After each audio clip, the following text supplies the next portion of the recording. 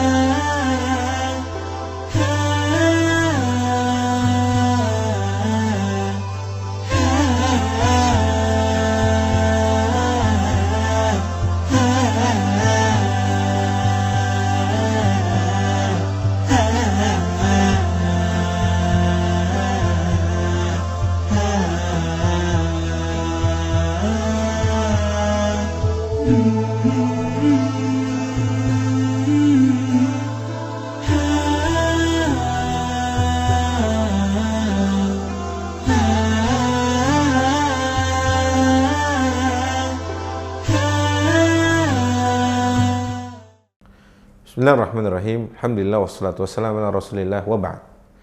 Assalamualaikum warahmatullahi wabarakatuh. Kaum muslimin dan rahmati Allah Azza wa Jalla. Kita sebagai seorang muslim yang Allah takdirkan untuk memakmurkan bumi ini dan kita berada di atas muka bumi ini, kita harus sadar bahwa kita tidak tinggal hanya sesama kita, tidak hanya sesama manusia, tetapi kita tinggal bersama makhluk Allah yang lain, yaitu binatang. Bagaimana Islam datang mengajari kita berperilaku kepada binatang atau kepada makhluk Allah yang ini. Nabi SAW bersabda, Ar-Rahimun yarhamuhumur Rahman, irhamu man fil ard yarhamukum man fis sama. Nabi bersabda, orang-orang yang berkasih sayang di muka bumi ini, ia akan mendapatkan belas kasih sayang dari Allah yang ada di langit. Irhamu man fil ard.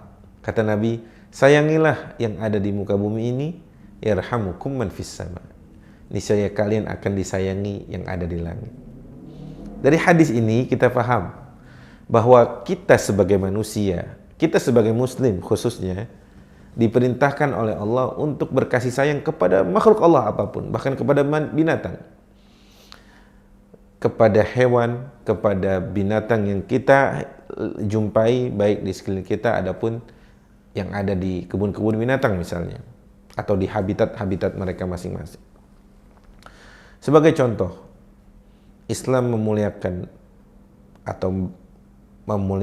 atau memerintahkan umat Islam khususnya dan manusia secara umum untuk memberikan hak-hak hewan.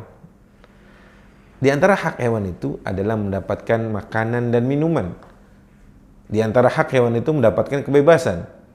Bahkan Islam mengecam keras orang-orang yang tidak memberikan hewan haknya. Dalam hadis, sebagaimana mungkin kita sudah banyak tahu, bahwa pernah satu kali Nabi bersabda, dakhalat imra'atun an-nara fi hirratin habasatha. Ada seorang wanita yang masuk neraka, kata Rasulullah SAW, dengan sebab seekor kucing yang ia tidak berikan haknya. Tidak diberikan makan, tidak pula diberikan minum. Kalaupun dia tidak bisa memberikan makan atau minum, dia tidak pula melepasnya, sehingga kucing tersebut bisa mencari haknya atau makannya dan minumnya. Dari sini kita tahu bahwa Islam mengecam keras. Nabi mengatakan bahkan sebab seekor kucing yang haknya dirampas, yang haknya tidak diberikan, dapat menjadikan salah seorang dari manusia masuk ke dalam neraka Allah Azza wa Jalla.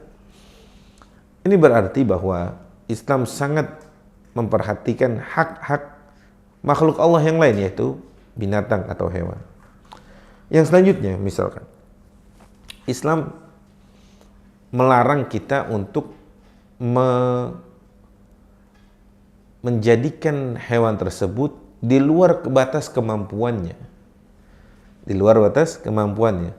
Satu kali sahabat mulia yang bernama Sahal ibn Hanzalah radhiyallahu anhu mengatakan bahwa Nabi SAW pernah melihat ya, seekor unta yang kelelahan, keletihan, capek. Terlihat dari jalannya, terlihat dari gerak tubuhnya dan lain sebagainya. Unta ini keletihan. Sehingga unta tersebut oleh Nabi SAW diberhentikan. Ya, karena unta tersebut keletihan. Nah, itu diantara hak-hak binatang di hadapan kaum muslimin atau di mata Islam. Islam datang dengan membawa nilai-nilai bahkan bukan kepada manusia, bahkan kepada hewan saja yang Allah dalam bahasa Quran yang diberikan taskhir, kita diberikan kemudahan untuk sebagian hewan bisa dikonsumsi, yang sebagiannya lain diharamkan bagi kita seorang muslim untuk mengkonsumsinya.